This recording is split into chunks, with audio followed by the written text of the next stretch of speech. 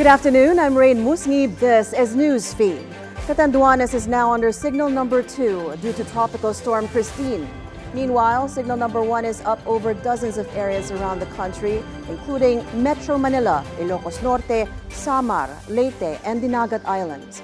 Christine was last spotted at 335 kilometers east of Virac, Catanduanes, packing maximum sustained winds of 65 kilometers per hour and gusts of up to 80 kilometers per hour.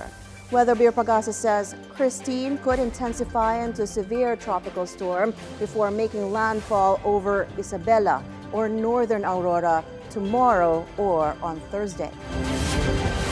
Presidential son Sandro Marcos speaks out on the tirades of Vice President Sara Duterte against his family last week. The congressman stresses Duterte crossed the line when she threatened to exhume the remains of the late former President Ferdinand E. Marcos Sr. and said she imagined beheading President Bongbong Marcos. Congressman Sandro says going ballistic was perhaps the self-therapy that Duterte prescribed for herself. He adds, let this be an opportune time to remind ourselves that we must not take our mental health for granted.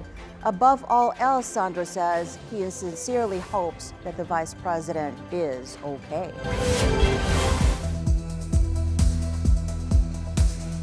U.S. Vice President and Democratic candidate Kamala Harris wraps up a day of bipartisan campaigning with Republican former Congresswoman Liz Cheney. Harris and Cheney appeared in a series of town hall-style events in the battleground state of Wisconsin. Cheney argued her fellow Republican and Harris's election rival Donald Trump will be dangerous to America. What undergirds everything that we are as a nation, everything that we are as a nation is the rule of law, and it's our Constitution. And when you look at what Donald Trump did after the last election, when you look at the cruelty that's involved in someone who watches an attack on the United States Capitol, an attack conducted by people in his name, and refuses for over 3 hours to tell the mob to leave. I mean, people just need to think about what that's depravity.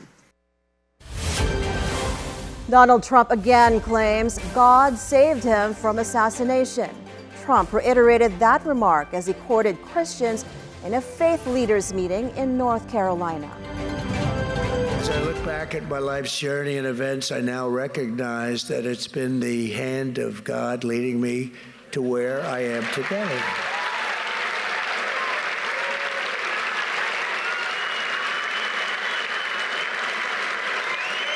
Thank you.